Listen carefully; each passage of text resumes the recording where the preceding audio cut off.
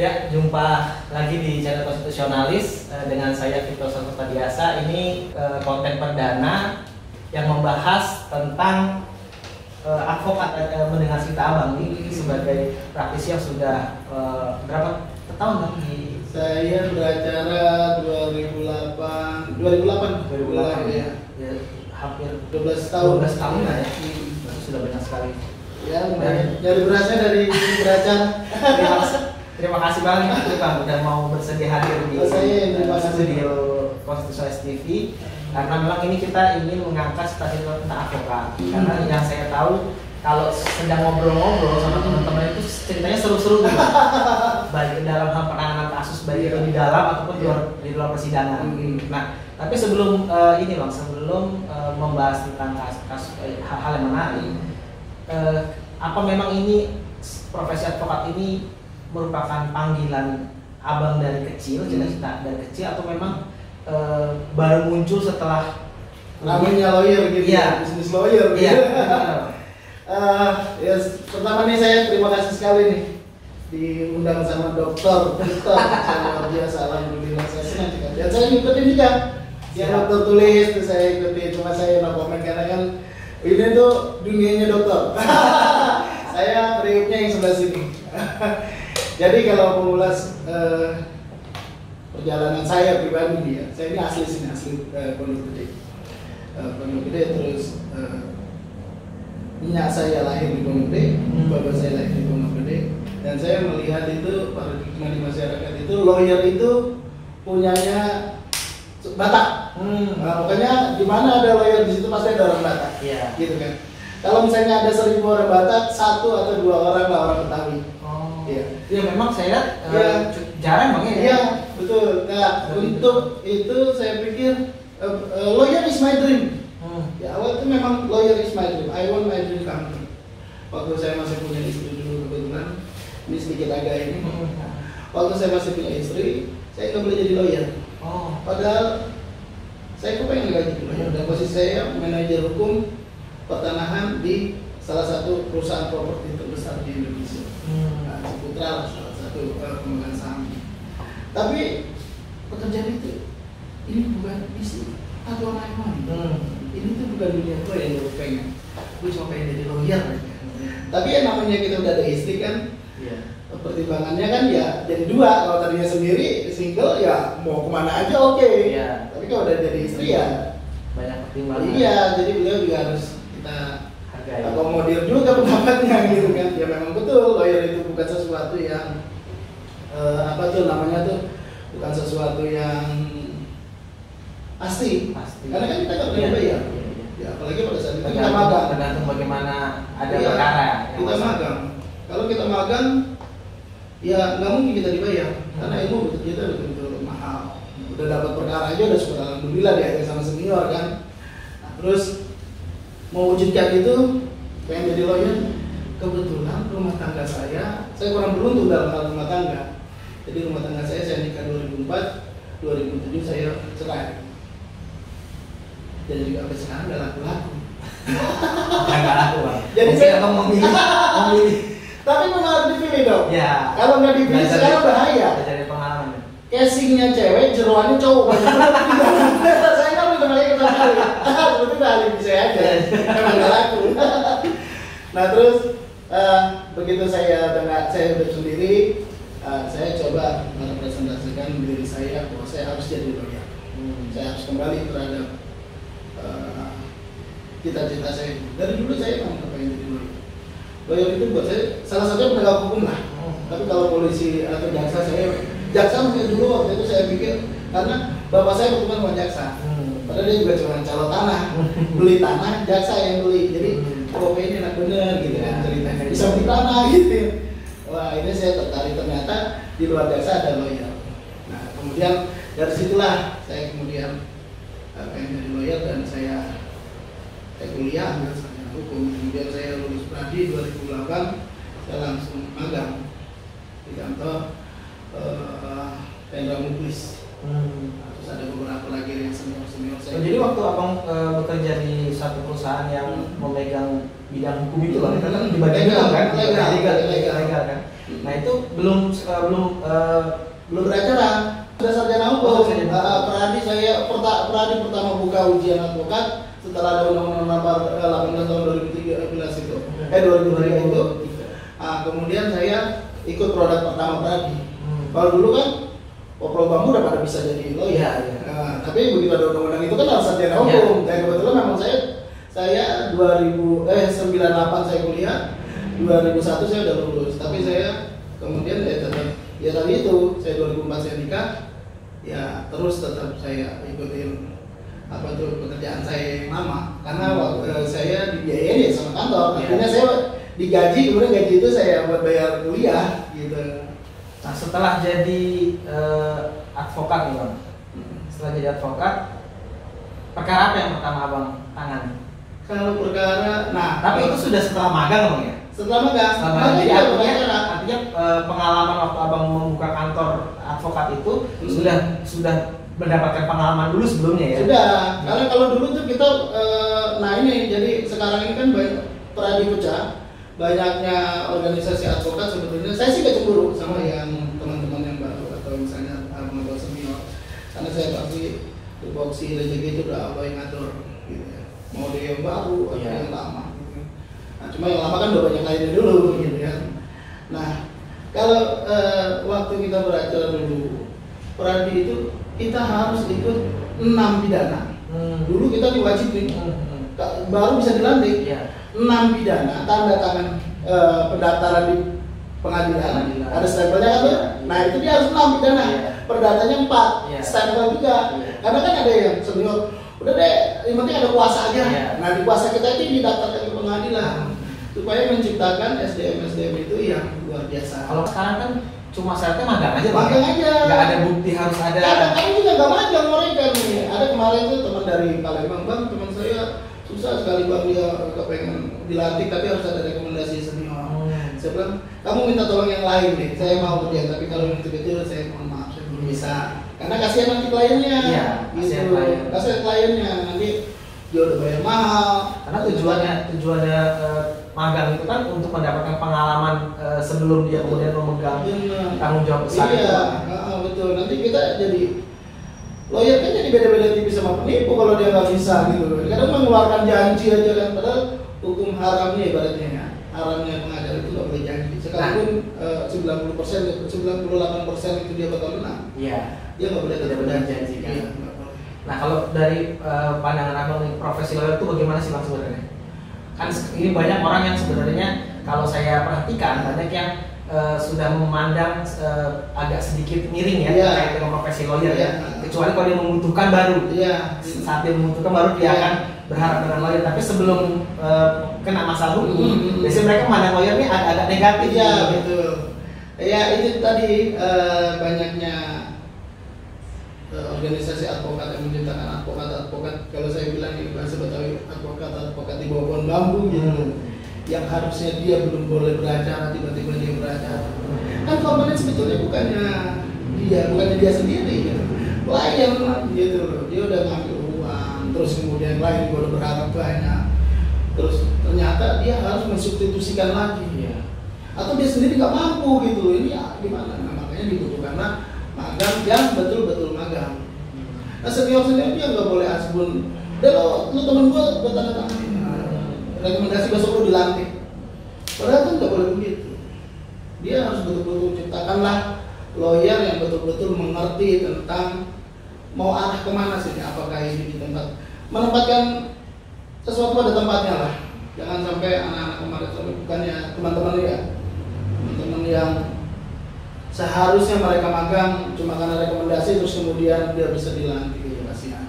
Nah ini Peradi juga, terutama Peradi ya karena Peradi Hasibuan nih.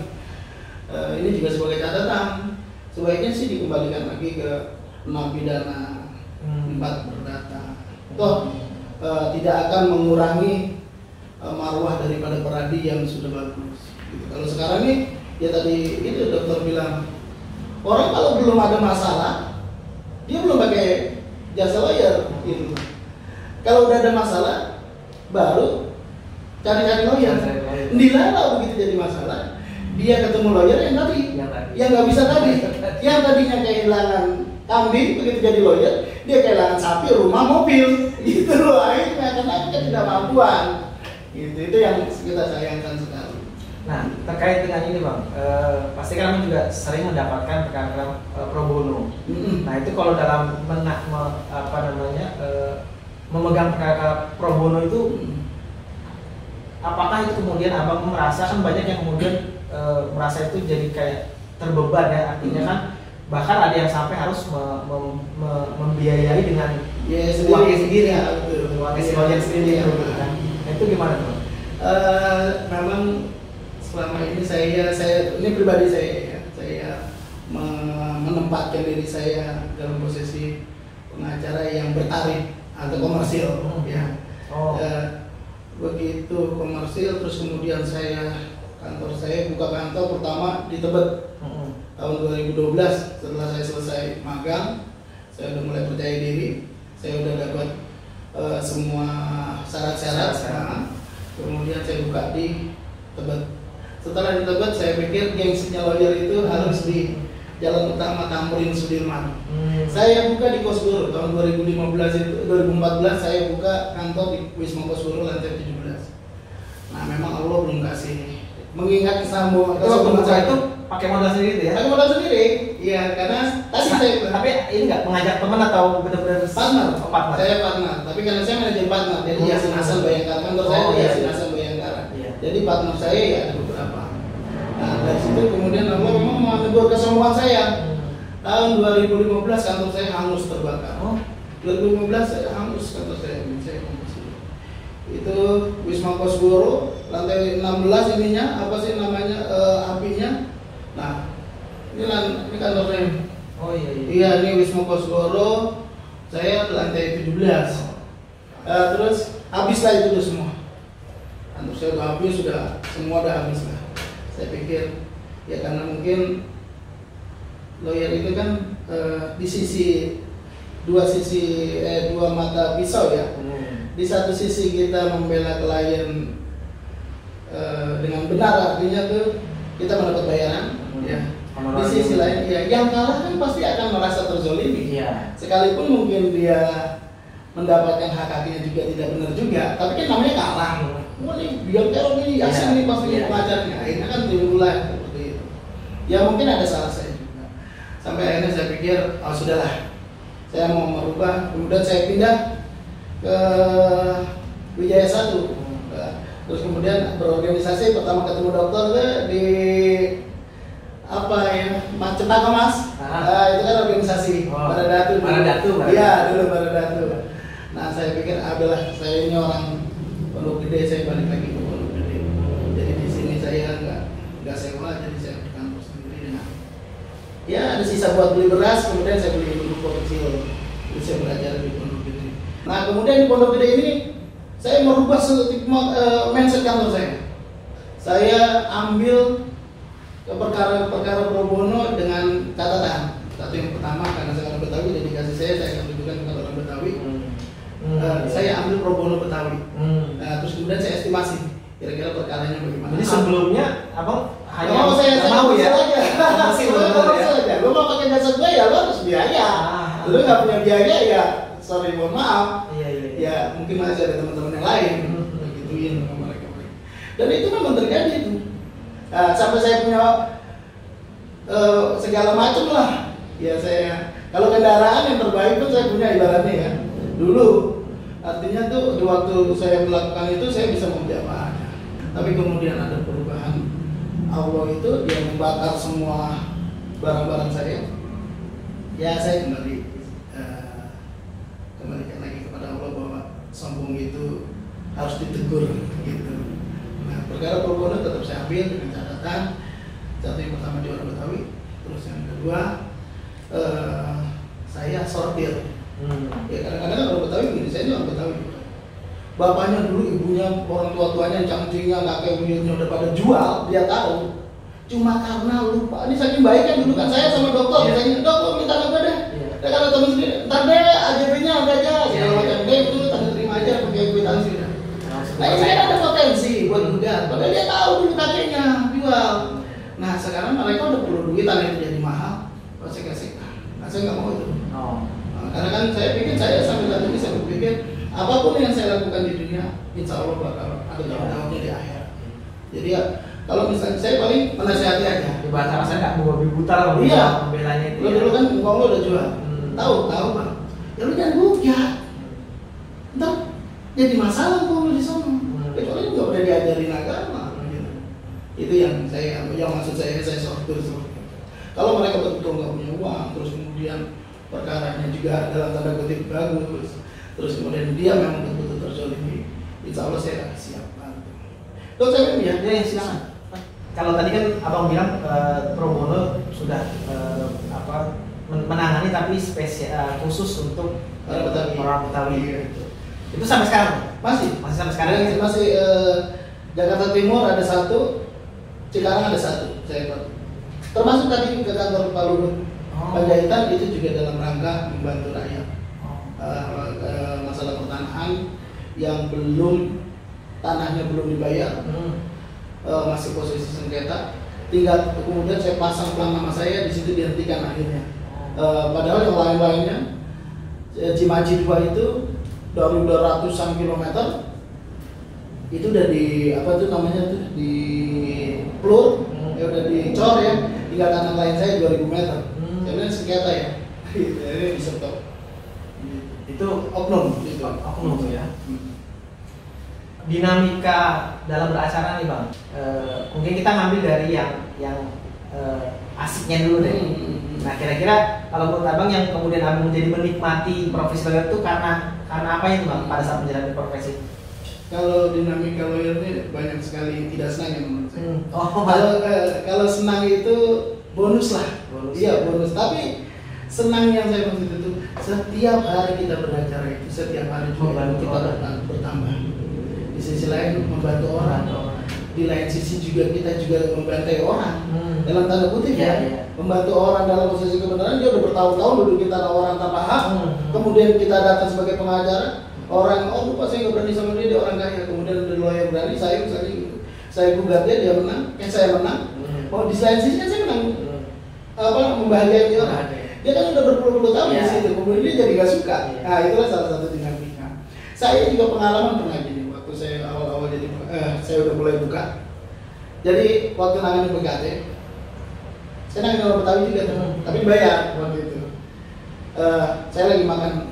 Pengadilan Timur tuh masih nggak lama di ini yang Jakarta Timur kantor saya yang lama Barda tuh mana di saya Cepakamas ya sekitar Cepakamas itu kan. Nah saya lagi makan mie ayam sambil nunggu itu tiba-tiba dua truk, kalau dulu kan truk datang kata teman saya waduh bang itu preman mana tuh saya kalau ditombrain sama mereka mati saya bang, kata dia gitu kan. Alah makan aja lah. Mati itu nggak sekarang aja juga bisa mati, nggak besok juga bisa mati. Nggak bisa sama preman. Makan aja. Saya juga bisa jadi juga ngeri, gitu. Konyol kita kalau lawan orang sebanyak itu kan. Makan, kemudian saya beracara. Begitu beracara, itu kelompok preman ternyata ngawal tidak saya. Ya Allah, saya bersyukur. Kok dia masuk itu habis kita di segala macam lah, diancam, diintimidasi, begitu selesai itu ambil dijodohin saya di tembok perkantoran sebelahnya pengadilan. Saya orang Betawi, belum bilang orang Betawi. Lu jangan darah mata darah, itu bukan membela orang Betawi. Akhirnya begitu kita diskusi, ternyata memang salahnya di dia, gitu. Tapi bukan itu jadi maksudku ada dinamikanya gitu, ada ceritanya preman, kemudian kita lagi ngomongin dia, ternyata dia malah jadi lawan kita, gitu. Dan akhirnya bersahabat, gitu. Oh iya bang, yang satu lagi bang, saya kelupaan. Karena bang sempat fenomena juga di menangani perkara artis. Nah, itu ada hal-hal menarik nggak bang? Kalau ada nggak perbedaan misalkan ada menangani perkara yang warga negara biasa dengan artis itu apa yang ini? Sebetulnya kalau menariknya, kalau kita mau cari brands, pegang perkara. Saya kalau public figure kita dikenal. Ya, saya udah melewati itu lah. Dan saat ini saya udah nggak butuh ini. Banyak yang mengejar untuk menjadi pengacara artis. Iya, itu kan sebetulnya mengejar itu tadi ya. Red sekali ya mungkin. Terus yang kedua, menurut saya mengalami itu ya. Jadi orang terkenal itu sangat-sangat tidak enak. Ya, apalagi dinamika lawyer itu kan kadang diatur. Apalagi keadaan saya kayak gini ya, COVID kayak begini. Allah betul-betul kasih saya rezeki yang banyak di dalam posisi pada saat teman-teman dapat tiar. Ya, kadang kayak gini saya bisa mengambil pro bono. Pro bono itu kan seperti yang dokter, saya harus mengeluarkan proyek sendiri. Tapi dikasih lagi dengan perkara lain. Gitu. Jadi ada yang keluar, ada yang masuk, ada yang keluar, ada yang masuk alami.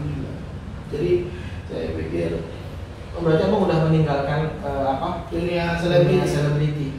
Selebriti itu bersahabat aja. Mereka itu miskin. Mereka nggak mau dibayar, nggak bayar. Karena mungkin mereka merasa sama-sama terkenal, sama-sama akan menguntungkan ya. Iya, bahkan terkenal juga nanti. Gua nggak butuh terkenal sekarang. Itu tuh perlu uang gitu. Hidup gua harus semua harus pakai duit.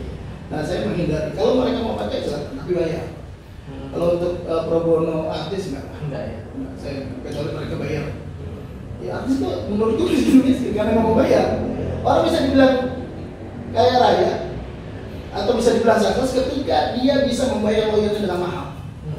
Itu orang kaya raya. Kalau orang kaya raya masih bilang kita kan sama-sama terkenal, kalau miskin.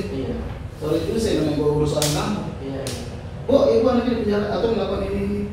Lu bayar ini. Oh iya kok besok dibawain kita nih biar uangnya dibawa bantal. Besok dibawain uangnya kita dan mereka lebih menghargai lebih menghargai tidak ini ya kalau orang wajar segitulah nanti gini. Nah buat kawan-kawan yang baru aja atau lagi mempelajari dunia lawyer, kalau mau jadi praktisi lawyer janganlah lihat abang-abang contoh Bang Hotman atau Pak Oseka yang semua udah raja dunia. Beliau memang sudah seharusnya dapat itu. Ya kalau memang betul-betul niatnya mau jadi lawyer ya jadilah. Mulailah dari yang kecil, dari kita magang, dari mulai kita pegang PA, ujian, magang, penting sekali magang. Magang itu betul-betul ilmu kita, profesi kita betul-betul bermula dari magang. Jangan melihat kita udah pada bawa Mercy, bawa Alphard, bawa Ferrari. Kalau kita udah belajar untuk melalui itu. Ya karena memang kita juga nggak dibayar naik angkot gitu haus-hausan ini dokter masih kasih dan mereka juga mengalami hal yang semua dari nol. Senior kalau dinamika lawyer itu memang kalau lihatnya yang besar pasti orang menjadi motivasi pengen jadi lawyer dan saya jamin tidak akan pernah sukses orang itu dengan cara seperti itu malah akan menimbulkan masalah. Iya karena apa? Dia punya sepatu bola, dia punya raket badminton bagus, punya sepatu badminton bagus, semua properti bagus, tapi mainnya nggak bisa percuma. Memang dia jadi pemain termahal dari hal properti. Iya, tapi skillsnya nggak ada, gitu kan. Nah itu jangan sampai seperti itu. Belajarlah betul-betul dari awal, nikmatinlah susah senangnya. Nanti ada senangnya. Nah, ketika orang mau jadi lawyer cuma pengen jadi tajamnya aja, mendingan jangan. Kasihan kan. Begitu dia menemukan kesusahan di lapangan, mereka dengan sendiri ternyata nggak begini jadi lawyer. Ya nggak begini. Ada di lapangan kita kapan waktu kita ribut sama preman itu saya alami sama tentara. Waduh, ini namanya berdil dari door ibaratnya zaman dulu kan intimidasi gampang. Ada saya alami itu banding kepesin atau parang. Intimidasi yang paling mengerikan tuh ada preman. Saya pernah mengalami preman. Saya 2008 saya pegang perkara di Cibubur, saya bawa surat kuasa. Ya namanya juga nah baru kan, saya bawa surat kuasa ke preman yang lagi pada mabuk, dirobek. Surat kuasa dirobek. Dirobek, saya ngadu sama senior saya. Ya lu goblok. Ya goblok tau itu biasa. Orang lagi mabuk jangan dideketin, konyol. Itu udah gak diparang, gitu kan. Iya. Berarti mesti bikin kuasa lagi, bikin kuasa lagi malunya itu kan sama si Nci itu. Tapi untungnya bang hati-hati ya ini kesana nanti bisa dibunuh loh sama preman. Gak apa-apa Ci, buat Nci apapun saya lakukan.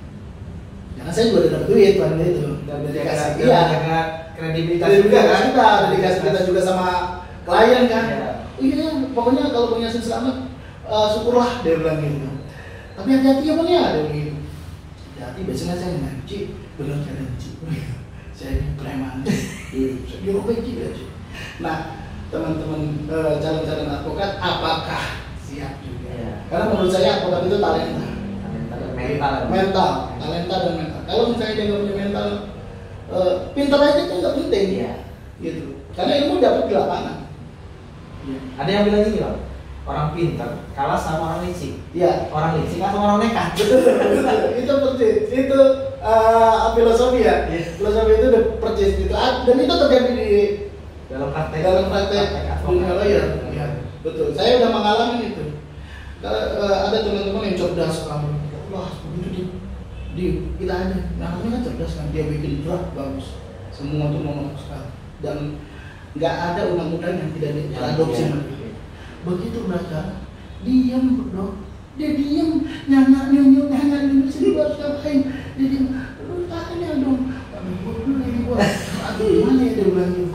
Itu hakim nggak? Silakan Pak, kalau ada yang mau ditanya. Saya pas Pak. Nah, jadi kita nih yang seleporan, ya karena kita udah sering beracara, ibaratnya kan. Nah, kita tanya lagi lebih rileks kalau kita. Sampai di jadi udah besok di kantor aja, gue seminar, gue sampai nggak bisa kencing deh orang gitu. Yang ternyata kayak begini sih. Dan ini Bang, saya yang masih sering melihat di pengadilan itu, walaupun sama-sama teman, ketika dia masuk di persidangan, lalu mereka kemudian dalam pihak yang berbeda, berlawanan, itu kan di dalam persidangan biasanya keras itu. Ya, tapi yang profesional itu kan ketika sudah di luar ya sudah, ya, teman lagi. Tapi ada yang ke bawah, jadi musuhan gitu, Bang. Jadi norak, padahal kode etik advokat nggak boleh begitu. Dan kita di dalam kode etik advokat, kita tidak boleh sama dengan klien, identik dengan klien, nggak boleh. Di waktu kita beracara profesional, keluarkan semua keilmuanmu, semua kecerdasanmu di meja persidangan. Begitu di luar, peluklah kawan sebagai kawan kita, gitu. Karena kita tidak pernah kita lu jadi musuh gue ya, nggak boleh. Karena ini teman kita sejawat. Makasih banyak nih Bang. Saya terima kasih sama dokter.